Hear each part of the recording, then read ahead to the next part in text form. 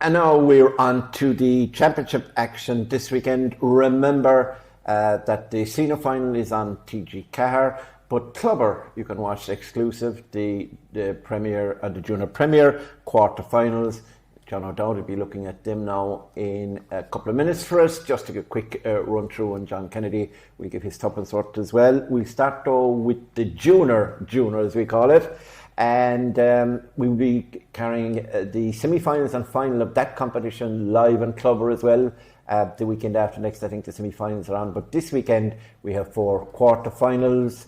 And I suppose a game that's been a big hit apparently in the USA is down in Port McGee. And involved in that, of course, are Skelly Rangers and John O'Dowd's team, Tarbert, which we are not going to ask him to preview. And I promised him earlier that I wouldn't mention Tarbert and Renard, so I won't mention it again.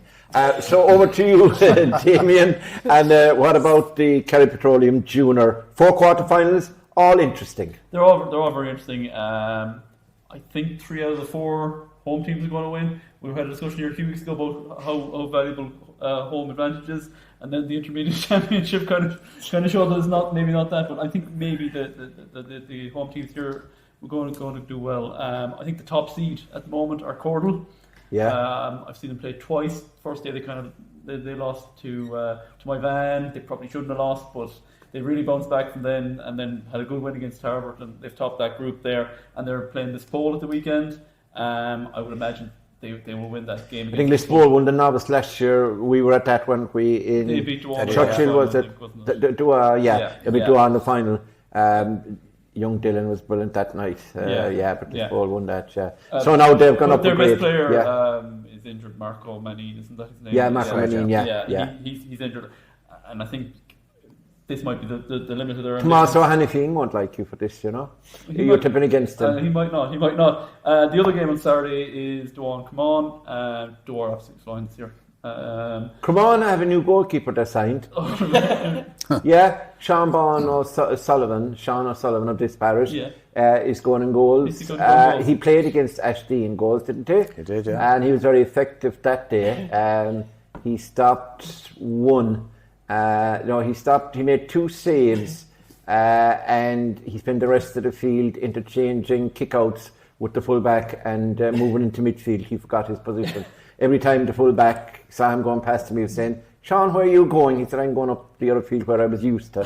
So then he used to come down and play in goals, because young Casey is hurt, so whether he plays now or not. But he's supposed to, because he got a haircut and all for Clubber, and now Clubber are not carrying the game in Dua. So do you fancy Dua to beat them? I do. I think they're quite good, pretty much all over the pitch. Yeah. Aaron O'Connor at their fullback. They're hitting big totals there, aren't they? Huge totals. Yeah. Annihilated Bale, who were, I think, semi-finalists last year. Yeah, My van, who were there. And I thought they were a coming force, but they were blitzed by 21 points by Dua. Ted Maloney, Kieran Lucy at midfield, very good midfield, and then up front you've Nigel O'Connor, and you've got Dylan Cormac, the under-20 star. Yeah. So they should probably have too much to come on, who I think were relegated out of division. Are you, now that you're living in Ballybun, are you Beale, or are you Bale as I called, are you still Dua? I'm Dua, of course, But if Bale had won, maybe I might split. No. And then on Sunday, there's two good ones there. Knocknagoshel, who I saw play against. How many of the Walshes are playing now with them?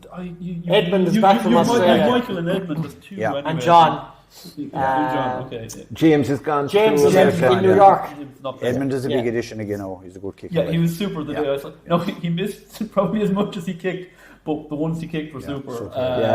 They played Sneem Derrynane, very good, very impressive. They won that quite well. And they're playing 5 more who drew with the wall in the last round of the thing. So they're pretty okay. Eugene O'Sullivan, a good friend of mine, is involved with them he's a club officer, I think now, and he was telling me that they have a nice little team coming up. Mixture youth need. That guy Clifford, was it? Jack Clifford is their full forward. He possibly is good enough to have been in with the 20s if he wanted to be this year. So they pack a punch. That can be tight enough, but I we'll just go with the home team there. And the one where I think you might get an away win is Tarbert. That played if the most difficult place to win is probably down in South Kerry for an North Kerry team. Dua, I think, have only dropped 2 results all year that they didn't win, and they were both in South Kerry. Okay. So that will tell you that it's not easy place to win. Dropsy, Podge, O'Sullivan will be in goals with them, I'd say. I don't see still in goals. And there's a load of O'Sullivans and Keatings and everything playing with Skellig Rangers. So there'll be no walkover at all at that pitch. But Tarbert, like we said, they were quite poor against Cordle. Cordle made them look quite poor. But they bounced back really well against Moyvan in the next round. John, have they a couple of players from that Tarbert Comprehensive Under 19 team? Yeah, the big thing for Tarbert this year has been the youngsters who've come up from the minor ranks. Yeah. David Mulville, Sean Rain, Paddy Finucane, Conor Egan, young Kayla Moriarty's on the squad as well. Add that to John Coolan, who made such a huge impression last year. And he's carried that on again this year. But the big thing for big disappointment for Tarbert is like probably our best player, Killian Langan, is in America at the moment. He's a big loss, and we've a few niggling injuries. He's my good friend, the giant at midfield with the beard. Is it Mark Buckley? Mark Buckley. Yeah, the fellas I said I wouldn't like to meet going down an alleyway one night, and then I had to make it up. Mark doesn't want to talk to you anymore.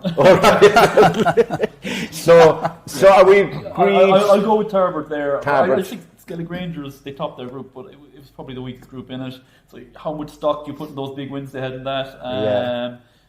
Look, I think I wouldn't be at all surprised if Skellig Rangers won that, but I'll tip Tarbert. Would you agree with him before we go on? I'd agree with that. I think Tarbert. It's a tricky one for them, but I think Tarbert. But what about Knocknagoshel? I think Cordle will beat Lisbol. I think Knocknagoshel will beat St Michael's Filmore, and Dua certainly they're the informed team. Yeah, I take them. Did you give the same answers now in Terrace Talk the other night, or have you changed? Same answers. Because I listened back to the tape and make sure you're honest. Keep you honest, John. Very quickly, I know this is difficult for you. So the man whose middle name is not Brevity, myself I'm talking about. You do the Junior Premier. Some good games there. And I suppose where do we start? Will you start with back in Kiel maybe? We'll start on the Saturday night games. There's 4 fascinating encounters in the Junior Premier quarterfinals. Another excellent competition. Kiel and St. Senans. St. Senans won every single game in the County League this year. They have William Kirby involved in the backroom team. So the Dr Crokes. Correct. And they lost against Killian Trant is playing better than ever for St. Senans at this moment in time. Good Kerry Hurler. Enough to play for Kerry. Killian Trant has been in thereabouts in trial games and stuff like that, so he's playing fantastic football at the moment. If he can keep it up and has a run with Field Rangers in the county championship, who knows what could happen for him, but he's playing really well. The thing is with Kiel though, Kiel have gone from Division 4 to 3 and now up to 2 for next year straight away. Willie Evans is doing a great job there, and of course there's 2 of Willie's sons on the team. Garrod and Liam, who are with the under-20s this year. And then you have 2 separate brothers then, are Keith and Shane. Yeah. And they're all vital players. And obviously Keith is one of the best up-and-coming talents that we have in the country. I think he will have learned a lot from his 12 months in with the senior team. Physically, he did have to develop. Yeah. It wasn't the same as maybe throwing in a Killian Burke. Yeah. Or like even it took Dylan Gainey a while to get the physique ready for senior intercounty. I would expect Keith Evans to push on considerably next year for Kerry. Hopefully a good run with Mid Kerry as well. For Mid Kerry as well, going to be very important for him. I think home advantage Kiel might just nick that one. Yeah, what about the other ones? You have the one on Sunday. What else are we on Saturday? Is that the airport derby? The airport derby between Currow and Fire. That's live and exclusive on Clubber TV, obviously, and we have the 2 big guns there, Ger O'Connor and Shawnee Barton. They're covering that. If Ger has recovered from Glimba's loss, that is. This is a really intriguing match. They played each other in the County League earlier in the year. Fireys won by 2 points, but there was nothing really between them. Cathal Brosnan, who was on the Kerry under-20s this year, he's been absolutely outstanding for Currow since then. Is he Liam's son? No. I don't think so. He's really maturing as a player around the middle of the field, and he's well able to kick scores as well. Currow have good forwards, John McMahon, John Buckley. They have good forwards. Fireys are missing Jack Sherwood. Jack Sherwood apparently has a long-term injury. He wasn't playing against Ardfirth last week, and I don't think he's going to be involved this weekend. So that's a huge loss. He's their spiritual inspiration in Fireys. But they have really good talent there. Young Stephen Palmer coming through, young Cian Doe, James Horgan. Really, really good forwards. You've the experience of Mike Dawley there in the forwards as well. I met Coleman O'Shea, by the way, and next Fiery's lad, he's up now with Don, he's up and done Manway. He was injured the day I went to Macroom. They were beaten by Cantorp, but he was out there. God, he's a big guy, and I saw him warming up, but he wasn't able to play, and he was kicking points from 50 metres, and that was his strong point. He was a good minor. Had you him as a minor? No. Coleman O'Shea. Niall Donoghue as well at the back. Padraig De Bruin, real strong leader for Fieries as well. Like Damian picked one away victory. I think Fieries might just get that away victory on Saturday night against Curragh. And Sunday, the big two will be bringing you, that's you, Dowdy, and we'll leave the other one to the imagination of the viewing public, who's big in Clubber, and that's in John Mitchell's pitch, by the way. Ballymackelligate are playing there. Who do you think is going to win that one? Yeah, this is we saw Anascar last year. They went all the way. David Clifford is back in charge there as well. We met him there on Monday night. We did. Killian Falvey, all those boys. Anascar probably have 3 forwards if they hit form. Killian Falvey, Cathal Ferreter and James Crean. They can beat any team. Yeah.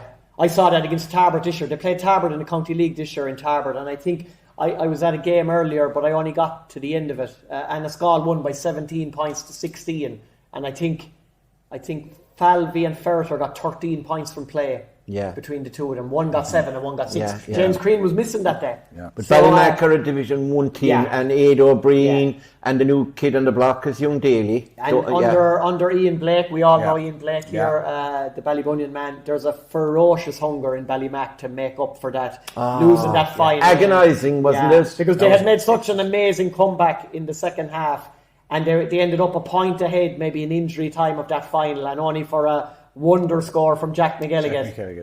Ballymac would be county champions, and they'd be playing in the intermediate championship this year. So I do think with the likes of Aidan Breen, Vinnie Horan, Micheál Reedy, all these lads are there, I think Ballymac can win. Yeah, would you agree? Would you think Ballymac will have a major round of call? I think they will, Mort. I think Ballymac, they have the experience from last year and the disappointment as well. You know, it's one of the games of the year. And they'll consider it. They were so unlucky. I think they will. I think Alfred will come out of that game too. Alfred are playing Castle Gregory on. That's at 4:00. Yeah. That's live and exclusive on Clubber as well. That's on 4:00 on Sunday. Are you, John? Would you go along with Alfred? I think Alfred, to me, Alfred are potentially one of the favourites.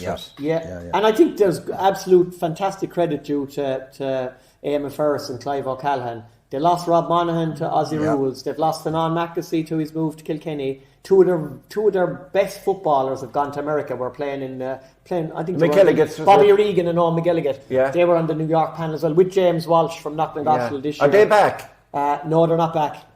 So they're huge. But you couldn't believe what Clive would tell you. You couldn't. No, I saw them against Brosna. Bobby Regan and Owen McGilligan are not around. Right.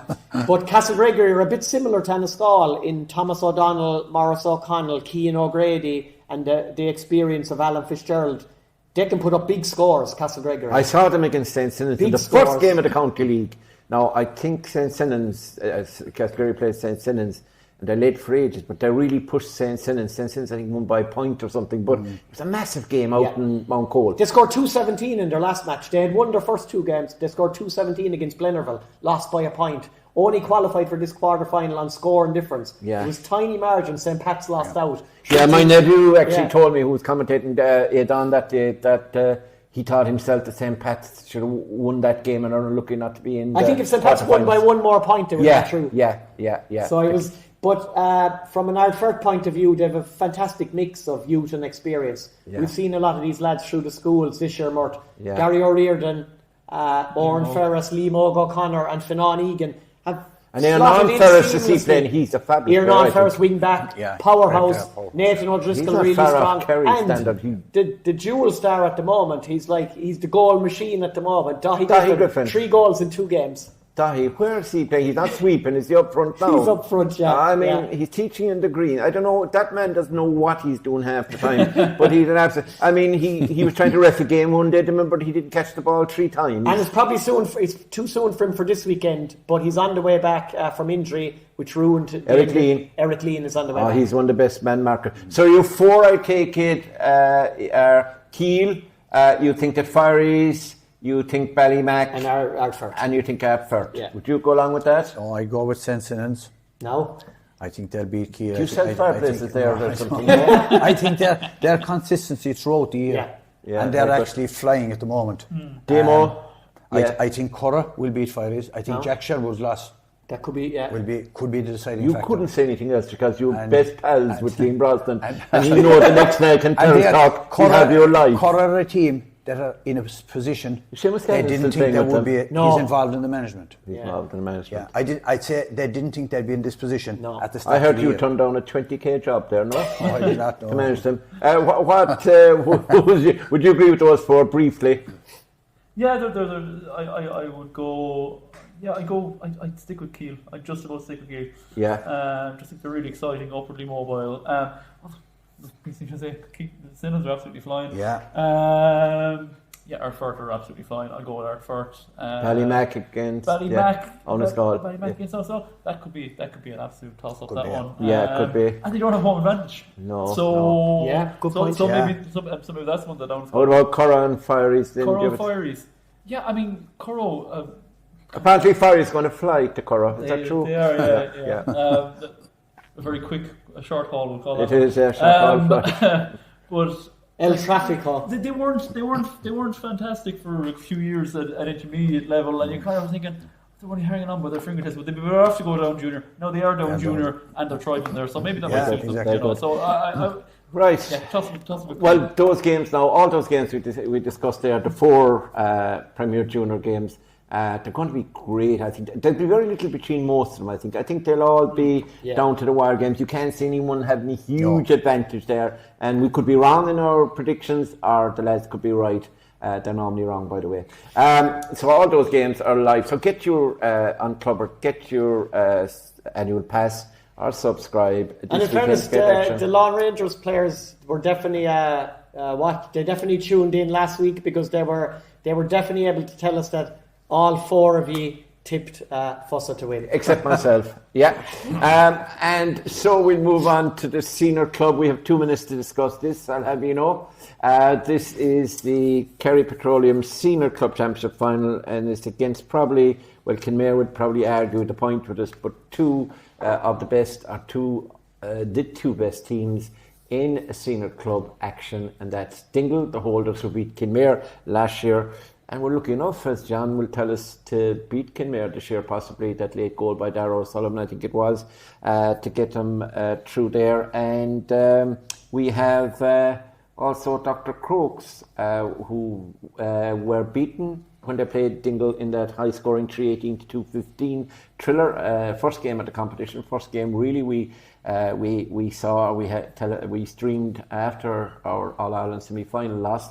And then they've been good since. They beat Milltown in the second half well. Struggled for periods against Nagrail, nothing at stake, and Nagrail were very defensive on that day. And then, of course, they went on to the semi-final, and really, although it was a 2-point game with Rathmore, Crokes were at least a 6-point better team. And the thing about Crokes that day was, back was Micheál Burns. He huged for them. Back was Gavin O'Shea, Pat was listening to me, and he got his son fit because I had suggested here, if you remember in the podcast, that they were shot, and in commentary in the game against the Gael, they needed a linkman. They had nobody. Their backs are running forward into blind cul-de-sacs. Their forwards were staying in their positions. They were like on a chessboard, and nothing was happening. But now Gavin is in there, and he's doing the business. His father took him after 45 minutes. I have no idea why. And then you have, of course, an injury there as well, which is worrying for them. Mark Fitzgerald got injured and had to come off. But they were 7 points clear and 6 points clear and 8 points clear, and they did concede 2 late goals. It ended up just a 2-point game. The full forward line was brilliant in Rathmore. That's Tony Brosnan, who's back to form once he gets the ball, just like the David Clifford situation we had earlier. Also, David Shaw had a better game, I thought, and Keane McMahon is developing into a fine young footballer as well. So they have it, and then of course Brian Looney came on. Brian's a lovely lad, and a stat that I had in my head for years was that he didn't miss a championship game since 2006. And he had to miss a couple this year, but he was back. Came in the second half, and Brian is Brian. He's a tremendous footballer and a class player. So that's the scene set. So we start with John O'Dowd, because you were in Dingle that evening, and you've seen Dingle, and we commentated on Crokes and Dingle. What impresses you about Dingle, and is the Thomas O'Sullivan injury scare something that may colour your judgment as you think on who you think is going to win the final? Yeah, 100%. Tom O'Sullivan, I was there that day in Milltown when he picked up the hamstring injury, and you knew that it was serious enough when it happened, because he was on a run, he was on a sprint, and he felt it, and that was it. His game was over. Whether he'll be back for this weekend, you'd have to doubt. John, 4 to 6 weeks. You'd have to nearly say that there's probably no hope of him being involved this weekend, unless he's had a miracle recovery now. Yeah. But he would be a huge loss, because he's obviously going to be asked to pick up Tony Brosnan if he was playing. Yeah. And now, if he doesn't play, that probably means that Conor Flannery might have to be moved over to pick up Tony. And while that might work out size-wise, then where does that leave them with your Keane McMahons and your Micheál Burnses and your David Shaws? Like, do they have enough go-to man markers who can cover for the absence of somebody like Tom O'Sullivan? At the other end of the pitch, though, Dingle know that if the three Gainies get enough of the ball, and it's not just the three Gainies now, because Cathal Bambury has come back after a serious injury. Niall Gainey, that's 5 Gainies now, isn't there? Michael Gainey. Mikey was back. Or his work rate, John, the last time Mikey's work rate. And Tig de Bruin, who's a player that gets no real talk about him. That's your fault. He's been excellent at wing forward. The day against Kenmare, his work rate was off the charts. Nearly scored a goal, which actually led to the Cathal Bambury goal from the rebound. But the three Gainies know that they have the beating of the Crokes defence from that night in Osterstall Park. They know that. Yeah, but you have left out the most crucial clash of the whole lot, and I expected that as well. I go now to a man who's very sensible on these matters and very intelligent. He has that deep look about him as a man that knows his football, but that could be from, I'll say nothing. Is there weeds in your garden? Anyway, we go to midfield. I think this is crucial. Dara Dan, if Dara starts there, against Mark O'Shea, who had a thundering game, his best game of the season against Rathmore. Really, they had Carl Ryan there, etc., and he just couldn't live with the man. And also, you have Charlie Keating, who more than likely will be pick 5, but will play 9. I'd say the probability, Mort, for Dingle is that Dara Dan will be wing back. And they brought Billy O'Connor back into the team against Kenmare, and he played really, really well. Yeah, so Billy, but I think Billy wouldn't, forgive me for saying that, but pace wouldn't be he's strong, powerful, but I'm not too sure is he pacey enough. Charlie's very pacey, good athlete, and Mark is a fine fielder. What do you think of the midfield battle, or does it matter anymore? Remember, Shane Murphy's back in goals, and he can boom them out beyond the midfielder to a guy at 10. He used to before with the big lad Buckley, with Johnny Buckley. Shane can do this. Do you think midfield will be crucial? I think it's always crucial. I think Crokes possibly, like you say, are just a bit more dynamic at the moment. But Barry Dan was in Kerry for the last 2 years.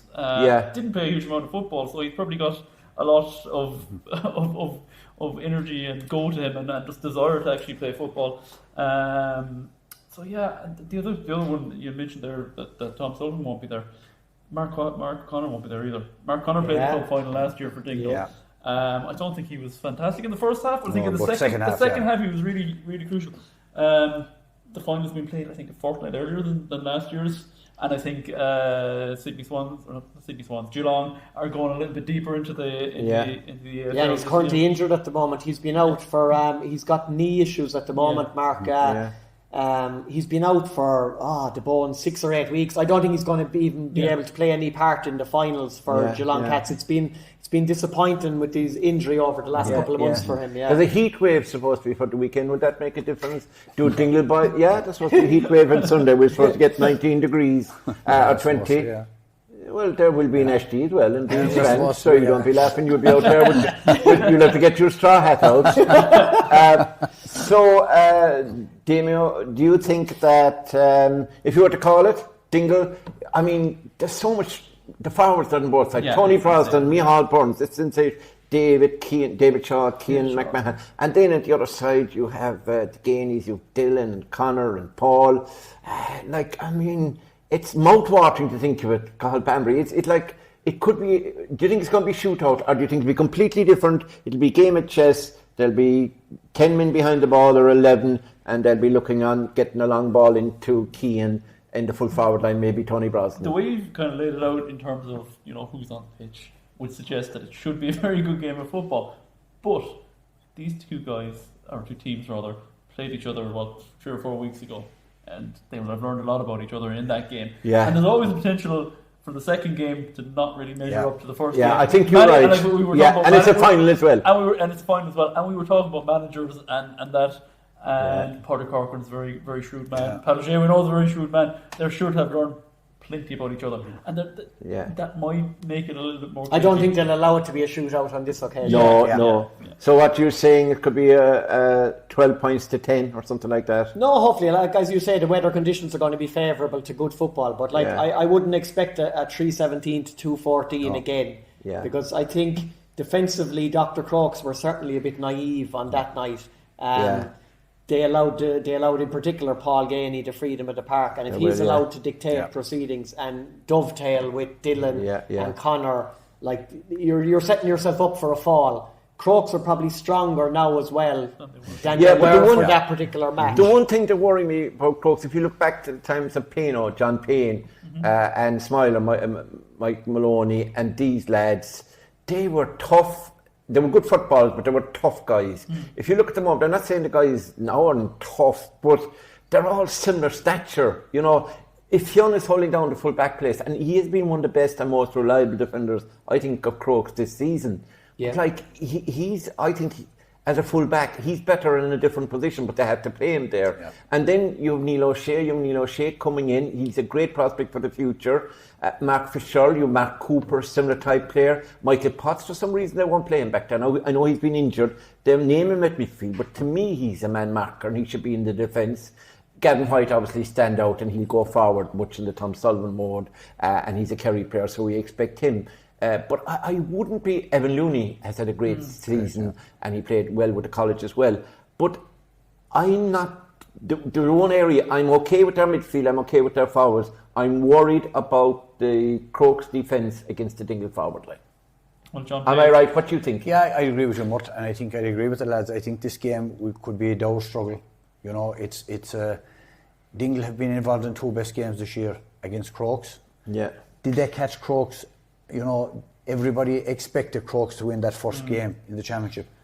Dingle would have to been relegated. Now with the county boys had to come back in. Yeah. But to integrate in straight away for the first round of the club, they did it. They won't get the same space. No. Both managers, as you said, and management teams, Pat O'Shea and Pádraig Corcoran, they'll be looking at it, and I think Dingle learned quite a lot from the Kinmare game, because they were literally going out at the championship with a couple of minutes to go, but they showed tremendous grit, bringing on Conor Gainey. He wasn't ready to start, but he came on to kick 4 points. He kicked 3 and he fisted 4 points. He'll be fitter again after 2 weeks. But the Tom Sullivan factor, I think, is going to have a huge bearing on it. Yeah. Obviously, we think he won't be playing with the injury. If he's not playing, or if he's playing and not to his potential, it would be advantage Crokes. I think Dr Crokes, they were beaten once by Dingle.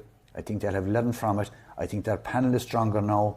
The guys they have back, particularly Micheál Burns, Gavin O'Shea, he gets the thing in motion. He's the orchestrator of it. I would give him a hesitant vote. Yeah, and I think as well, Dr Crokes, they have won the County League obviously this year, but I think got a shield for that. But as regards silverware, like they were discussing earlier, they haven't been in a county final of any description in 5 years. No. I think it's probably 6 years since they won a county title. Yeah, 2018 they won the club. Did they win the senior? They won the senior club, I think, in 2018. They were in 8 finals in a row, and they won 5 of them. They won 3, I think, first, and they won 2 or something. And then they've lost. Stacks beat them. They met. Did they get beaten by Dingle? Dingle won it in 2015. That's the only one they won other than last year. They won only 2. It started in 1974, maybe it was 84. Desmond's have the most one. Crokes are second in line in the club championship, senior club championship, that is. I looked up the stats the other day. But yeah, it's interesting. Right, we've got to wind it up. Pure Crokes, but just, and again, Tom Sullivan is in the frame there. What are you thinking, Damon? I agree with him. You agree with John? Yeah. Just because you're from North Kerry, you agree? Yeah. Okay. Birds of a feather. Yeah, birds of a feather. Just make it different. Don't make it a trio from North Kerry tipping Crokes. Because you have to have love back in Dingle as well. No, I'm looking for my fish box in the fish box. I think so I'll be tipping Dingle. I think Dingle showed against Kenmare that the aerial delivery into the full forward line is a real asset that Dingle have. And if they go down that route at different stages of the game on Sunday, that will cause problems for the Crokes full back line. Because whether you have Paul Ganey inside there, sometimes they'll even throw Barry Dan in there. Yeah. Conor Ganey and Dylan are well capable of winning their own ball as well. So I think the Dr. Crokes defence will be under fierce pressure. But I do think they have a point to prove after conceding 3-17 the first day out. Like Gavin White had a tough night that night. I don't think he was fully fit the first game after the Kerry Armagh match. But he had a tough night against Paul Ganey. You said he wasn't fully fit after his holiday. He had a tough night against Paul Ganey. All the Crokes backs had a tough night that night. I do think Dr. Crokes are stronger on this occasion. I do think the revenge factor is a big motivating force revenge for Dr. Crokes. No, I'd love to disagree with the lads, but I do think that Crokes might just eke out the win. So get straight on down to the bookies. So there we have it. The 3 wise men have tipped up Dr. Crokes, which probably means that Dingle will win on Sunday. Now that we don't have to interview anybody from Crokes on this occasion, or Dingle for that matter, I think it's going to be tight. Obviously, Crokes, I think, are going to be slight favourites, but I don't know. I think I'm worried about the Crokes defence. And I think just the Ganey factor there, and I think Tom O'Sullivan will play, even if he's limping, he'll play. So I'm going for Dingle but like, it could be a draw an extra time as well, couldn't it? So anything could happen. So listen, that is a wrap at last, says JC, who was our producer and did all the camera work and everything. We'd like to thank John C. O'Shea for all his professionalism again. And dealing with us. I'd like to thank, now James is gone so I can't thank him. James McCarthy was here for the hurling. He tried to mix it with us on the split season and failed miserably, and then he walked out. And I'd like to thank John Kennedy. John, thanks again for making yourself available. And Damian, you became a new hit on the podcast with your with your intelligent views on the various things we're discussing this evening, the various topics, including the Kerry hurling manager, of course, and the football, and all the lads are going to be at games this weekend. And John O'Dowd, as always, thanks to you for your incisive analysis. And just a quick little mention, Mort, before you wrap things up. Hopefully Clubber will be in a position on Monday night to show the 2 semi-finals of the County Minor Football Championship, North Kerry against Austin Stacks and East Kerry against St. Kieran's. And same 2 as last year. Yeah, same 2 as last year. So that'll be a fascinating double bill here in Tralee in Austin Stack Park. 6 o'clock, 8 o'clock. And I think all members of the panel and all Kerry football supporters would like to wish a speedy recovery to Garrod White, of John Mitchells, who was a superstar for the Kerry Miners this year, will be underage again next year for Wayne Quillinan. In 2025 he picked up an ankle injury out in my van against North Kerry on Monday night, so we'd just like to wish him a speedy recovery. Yeah, thanks John, wise words there, and we fully endorse everything that you said. So until next week, when we'll be maybe having a quick look back on the senior final and see how wrong the lads were. And we look forward to the county intermediate final between Lone Rangers and Austin Stacks, and we'll find out if John O'Dowd has another sort of words of wisdom that Liam Hassett can take on board. And now that John O'Dowd has lowered the colours of David Clifford's Fossa, maybe he'll do the same with Billy Lee's Austin Stacks, which would make him unpopular in both Rock Street and in the Golden Nugget. That's about it for now, and we'll chat to you again next week.